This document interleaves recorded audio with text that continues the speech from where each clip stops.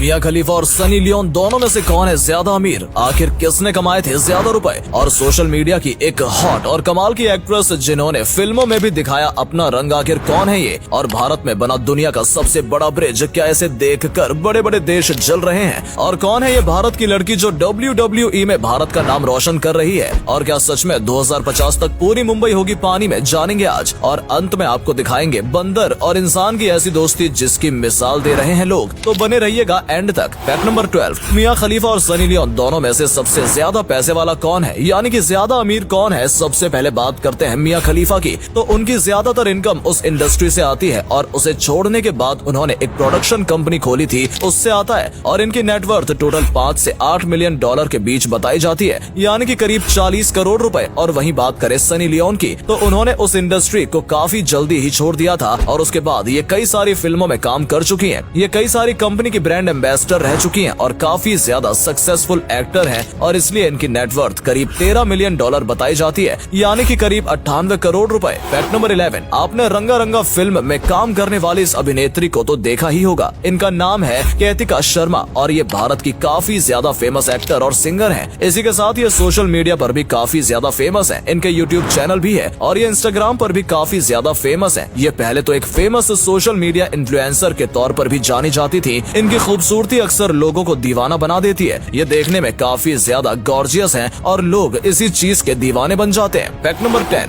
भारत के कई पहलवान हैं जो कि WWE में लड़ चुके हैं, लेकिन एक बार मिलिए कविता देवी से। ये भारत की सबसे पहली महिला है जो कि WWE में जा चुकी हैं। इन्होंने कई सारी फाइट भी की थी जिसमें इन्हें काफी ज्यादा सपोर्ट भी मिला था। ये हरियाणा के जींद जिले के मालवी गाँव से है। ये WWE में लड़ते वक्त भी भारतीय ड्रेस पहनती है, लेकिन फिर 2021 में इन्हें बजट कट की वजह से निकाल दिया गया, लेकिन फिर भी इन्हें गर्व होना चाहिए। फैक्ट नंबर 9, अवतार 2 मूवी लॉन्च होने वाली है, ये बात आप जानते होंगे। इस मूवी की सबसे कमाल की बात है इसका VFX और विजुअल ही है। इसे देखकर ही समझ में आता है कि VFX आर्टिस्ट ने इसमें काफी ज्यादा मेहनत की होगी, लेकिन आपको जानकर खराब लगेगा कि इसके बाद भी उन्हें काफी ज्यादा कम पैसे दिए गए हैं। और इसके बारे में इस फिल्म में काम करने वाले एक VFX आर्टिस्ट ने कहा है, इस मूवी को वाइटा नाम की एक VFX कंपनी ने बनाया है। उनका कहना है कि फिल्म को बनाने वाले या फिल्म को प्रोड्यूस करने वाले लोगों का इसमें कोई भी हाथ नहीं है। उन्होंने तो इस फिल्म में काफी ज्यादा खर्चा किया है, पर कंपनी ने ही उनके पैसे काटे हैं और उन्हें एक लोअर स्टाफ जितनी सैलरी दी है। फैक्ट नंबर 8, अभी आप जिस ब्रिज को देख रहे हो ये पूरी दुनिया का सबसे बड़ा ब्रिज और ये भारत में ही है।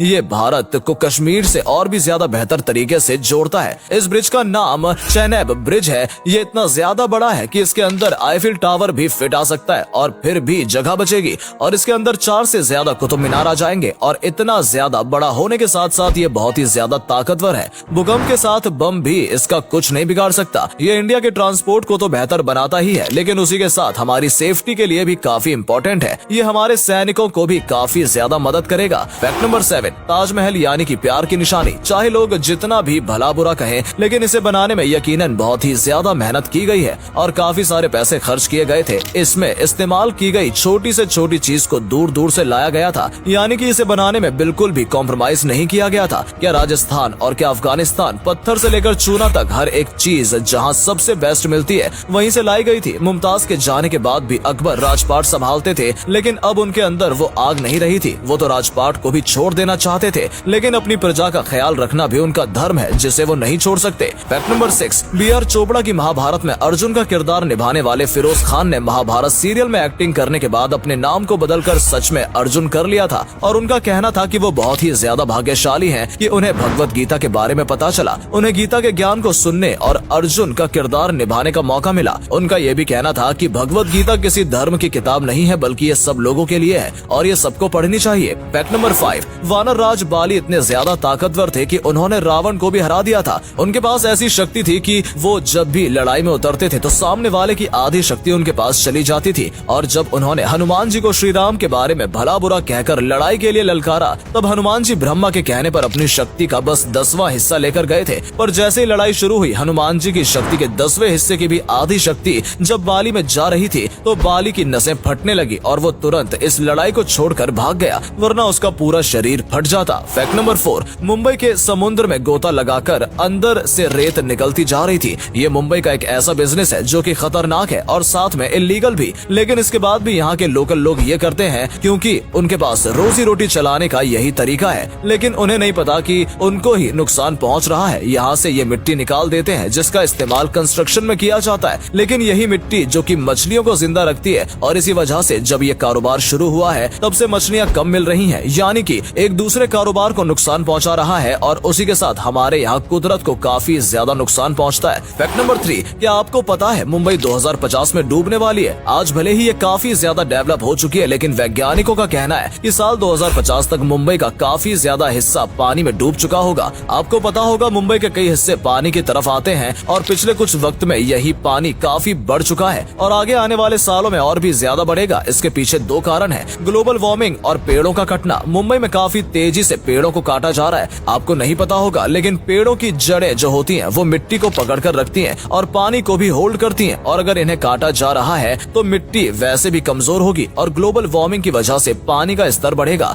और मुंबई का काफी ज्यादा हिस्सा पानी में चला जाएगा। और अगले फैक्ट पर जाने से पहले इस फोटो को ध्यान से देखिए और बताइए आपको किस हीरोइन की आंख दिखाई दे रही है। इससे पता लगेगा आपका दिमाग और आपकी आंखें कितनी तेज है। आपको मिलते हैं 5 सेकेंड।